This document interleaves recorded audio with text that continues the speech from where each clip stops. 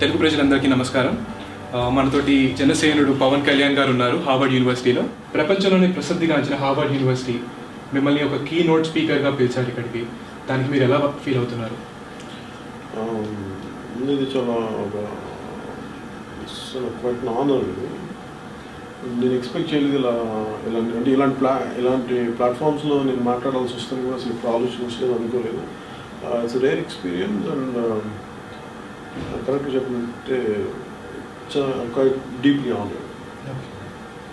మీ ఈ పర్యటనలో ఒక న్యూక్లియర్ ప్లాంట్ని మీరు వెళ్ళి విజిట్ చేసినట్టు చూసినట్టు తెలిసింది. ఎస్పెషలీ న్యూక్లియర్ ప్లాంట్స్ మీద ఎందుకు ఫోకస్ చేస్తున్నారు దాని గురించి మన ప్రజలకి ఏమైనా చెప్పగలుగుతారా? అంటే దానికి రీజన్ కూడా ఏంటంటే, మనకి శ్రీకాకుళంలో వరుసగా ఈ వెస్టింగ్ హౌస్ అనేది మనకి గవర్నమెంట్, స్టేట్ గవర్నమెంట్ ఒక ఎంఓయూ చేసుకుంది. అంటే నాకు చాలా అమౌంట్ కంప్లైంట్స్ వచ్చినాయి, మాకు ప్రాబ్లమ్స్ ఉంటే మీరు మాట్లాడాలంటే. నాకేంటంటే ఏ సబ్జెక్ట్ మీదైనా సరే మాట్లాడాలంటే కొంత అవగాహన చేసుకున్న తర్వాత మాట్లాడగలను, కానీ అవగాహన లేకుండా దాని గురించి ఎంత మాట్లాడితే ఉంటుందో నాకు తెలియదు. అందుకని అవగాహన కోసం నేను అన్ని విజిట్ చేశాను. అలాగే రెన్యూబుల్ ఎనర్జీస్ అంటే గ్రీన్ ఎనర్జీస్ మన పాటుపడే వాళ్ళతో అలాంటి మనుషులతో కలిసాను, ప్రొఫెసర్స్తో కలిసాను. న్యూక్లియర్ యూనివర్సిటీ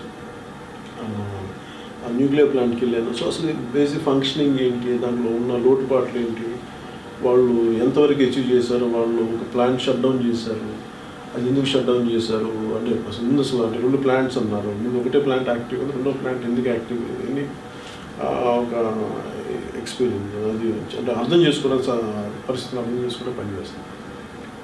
మన తెలుగు ఎన్ఆర్ఐలు రాష్ట్ర అభివృద్ధికి చాలామంది ముందుకు వచ్చి మేము జనసేనలో పనిచేస్తాము, మేము జనసేనతో నడుస్తాము, జనసేనుడితోనే ఉంటాము అంటున్నారు. దానికి మీరు ఎలా స్పందిస్తారు? అంటే వాళ్ళకి నేను ఒక ఎన్ఆర్ఐ ప్లాట్ఫామ్ క్రియేట్ చేస్తాను. ఓకే. కాకపోతే ముందు నేను ఒక వెళ్ళి ఇండియాకి వెళ్ళిన తర్వాత అన్ని ఆలోచించి ఒక ఎన్ఆర్ఐ ప్లాట్ఫామ్ క్రియేట్ చేసి ఎవరెవరికి ఏ ఫీల్డ్స్లో అవగాహన ఉందో వాళ్ళు ఎంత పని చేయగలరో వాళ్ళు నాకు ఒకసారి ఆన్లైన్లో పని చేయొచ్చు, ఇంకోసారి కొంతమంది ఒక 10 రోజులు ఇచ్చి రావచ్చు. ఆ చాయిసెస్ అన్నీ ఒకసారి అర్థం చేసుకుని వాళ్ళకి ఆ ఎన్ఆర్ఐ ప్లాట్ఫామ్ క్రియేట్ చేసిన తర్వాత ఇప్పుడు మన భారతదేశంలో ఉన్న కుల మత భేదాల్ని మీరు ఎలా అరికట్టాలనుకుంటున్నారు? వీటిని అరికట్టలేదు. ఎప్పుడు కులాలని మతాలని డివిజివ్నెస్ అనేది ఒక మనిషి ఒక మానసిక ప్రవృత్తి, అది సృష్టిలోనే ఉంటుంది, మనం ఎవరు ఏం చేయలేం. కాకపోతే ఏంటంటే అది ఒక పరిమితి స్థాయిలోనే ఉండాలి తప్ప అది మరీ మనకి అభివృద్ధికి ఆటంకం కలిగించేలా ఉండకపోవచ్చు. అభివృద్ధికి ఆటంకం కలిగించినంత వరకు దాన్ని ఇప్పుడు కొంచెం వెనక్కి తోస్తాను. అందుకని కంప్లీట్గా నిర్మూలించడం అనేది అది మనిషి ప్రవృత్తిలోనే. ఇప్పుడు మన ఈ ప్రజెంట్ కల్చర్లో ఉన్న చాలా పొలిటికల్ పార్టీస్ పవర్ కోసమే పనిచేస్తున్నాయి అంటున్నారు జనాలు. దాన్ని ఎలా స్పందిస్తారు? అంటే యాక్చువల్లీ ఎవరైనా సరే ముందు వచ్చినప్పుడు చాలా అందరం చెప్పలేక అసలు ఏ పార్టీ పెట్టే కానీ చాలా ఉన్నతమైన ఆశయాలతో పెట్టారు ఎవరైతే ఫౌండర్స్ ఎవరైతే ఉంటారో. తర్వాత ఎక్కడో డైల్యూట్ అయిపోద్ది. ఇంకా అయిపోయాక మీరు ఆ పవర్లో ఎవరు కూర్చోవాలి, దాంట్లో ఎలా హ్యాండిల్ చేయాలి, దాంట్లో పవర్ గేమ్ అయిపోద్ది తప్ప నిజంగా చేయాలి అంటే నిస్వార్థంగా చేయాలంటే చాలా చాలా చేయొచ్చు, అంత పాసిబిలిటీస్ ఉంది. పవర్ గేమ్లో ఉంది ఖచ్చితంగా. అది ఒక ఆపర్చునిస్టిక్, అది మనం శాపం, ఇది మన కర్మ అని కాంట ఎంత కొంత మన ప్రయత్నం ఎంత చేయగలం అనేది నా ఉద్దేశం. జనసేన వరకు నేను చేస్తాను. మన దేశంలో యూత్ చాలా ఉన్నారు. ఈ యూత్ని మనం జనసేన పార్టీలో ఎలా ఉపయోగించుకోకుంటున్నాం? అంటే యూత్ అనేది ఒక క్రియేటివ్ ఫోర్స్. అది నాకేంటంటే వాళ్ళ చదువులకి ఆటంకం కలగకుండా వాళ్ళ అభివృద్ధికి మనం పనిచేస్తున్నాం. అందుకని వాళ్ళని కూడా ఒక డెమోక్రసీ ప్రాసెస్లో వాళ్ళు కూడా ఒక స్టేక్ హోల్డర్స్ లాగా ఉండాలి. అలా ఇన్వాల్వ్ చేస్తే కానీ మనకి ఈ ఆపర్చునిస్టిక్ ఈ పొలిటికల్ సిచ్యుయేషన్ మారదు. ఇది నాకు సంబంధం లేదని చెప్పి మనం దూరంగా వెళ్ళిపోయినంత కాలం ఇది మనం సరిగ్గా ముందుకు నడవం. అందుకని ఎంతో కొంత అది అలా వాళ్ళు ముందుకు రావాలి అంటే ఎంతో కొంత మనం వ్యక్తిగతంగా నడిచి చూపిస్తే తప్ప వాళ్ళు ఎంతో కొంత ముందుకు రారు. అందుకని ముందు మీరు రండి అనే కంటే కూడా నేను ఎంత చేయగలను చేసి చూపిస్తాను, మీరు నమ్మకం కలిగితే నాతో పాటు నడవండి, నా ముందు దానికి ఇష్టపడుతున్నాను.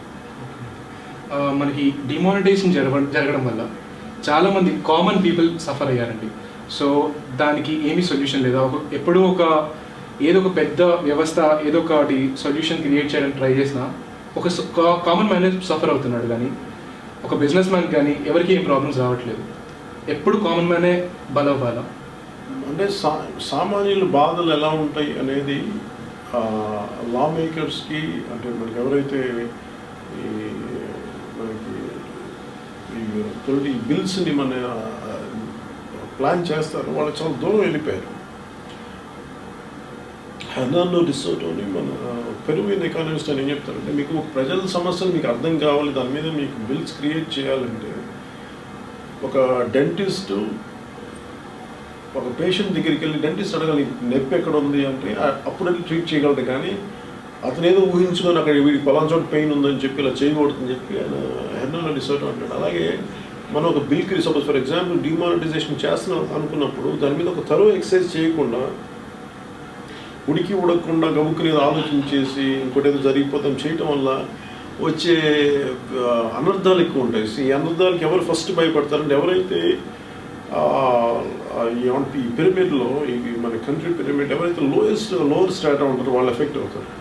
కాకపోతే వాళ్ళ అరుపు ఎవరికి వినిపించదు, వాళ్ళ బాధలు ఎవరికి వినిపించవు. అందరూ ఏంటంటే నాకు బాగానే ఉంది కదా చెప్పింది లేదు సార్. నాకు జనసేన విధానం ఏంటంటే అలాంటి వాళ్ళ బాధల్ని లైమ్ లైట్లోకి తీసుకొచ్చి చెప్తే తప్ప వీళ్ళకి అర్థం కాదు అనేది జనసేన.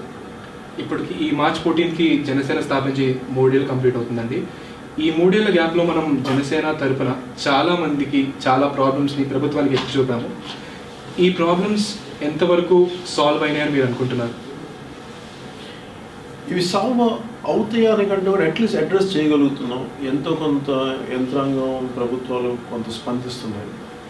దాన్ని మనం అందుకు సంతోషించాలి, కానీ సంపూర్ణంగా అనేది మనం ఈ ఉద్దేశం కిడ్నీ ప్రాబ్లంకి మన ఎన్ఆర్ఐస్ ఎలా సహాయపడగలుగుతారా? అంటే ఎవరి ప్రయత్నం వాళ్ళు చేస్తున్నారు. కాకపోతే అందరం కలిపి సమిష్టికి కాకపోతే ఏంటంటే దీని దృష్టి మటుకు మా ప్రభుత్వం మర్చిపోకుండా నిరంతరం దాన్ని గుర్తు చేస్తూ ఉండాలి. ఎవరో ఒకళ్ళు ఎంతో కొంత దాని మీద పనిచేస్తూనే ఉంటారు. వన్ లాస్ట్ క్వశ్చన్ అండి, జనసేనానిగా మన ఎన్ఆర్ఐ తెలుగు వాళ్ళకి మీరు ఇచ్చే అడ్వైస్? అంటే వాళ్ళు ఎంతో అభిమానంతో ఇక్కడ దాకా వచ్చారు, అలాగే ఎంతో అభిమానంతో భారతదేశంలో వాళ్ళ ఊళ్ళకు వాళ్ళ రాష్ట్రాల్లో కానీ వాళ్ళ ఊళ్ళలో కానీ ఎంతో కొంత కాంట్రిబ్యూట్ చేయాలి. అందరికీ తపన ఉంది. అలాంటి తపనకి జనసేన తరపున అలాగే మిగతా పార్టీ తరపున ఎంతో కొంత అంటే వాళ్ళ కృషికి ఒక రైట్ డైరెక్షన్ ఇచ్చేలాగా పనిచేయాలని అనుకుంటున్నాను. థ్యాంక్ యూ సో మచ్ అండి. Thank you so much for your interview. ఇది అప్రస్తుతం నిజంగా చెప్పి కొంచెం మరొక అనుకోకలేదు మీరు. దీని ఏదైనా సరే ఎవరు మాట్లాడినా సరే కన్ఫైన్ టు మీలో ఎవరు కోటీశ్వరుడు స్టార్ మాకు సంబంధించే అడిగారు. అంతవరకు ఈ సభలో కార్యక్రమం అడగటం అది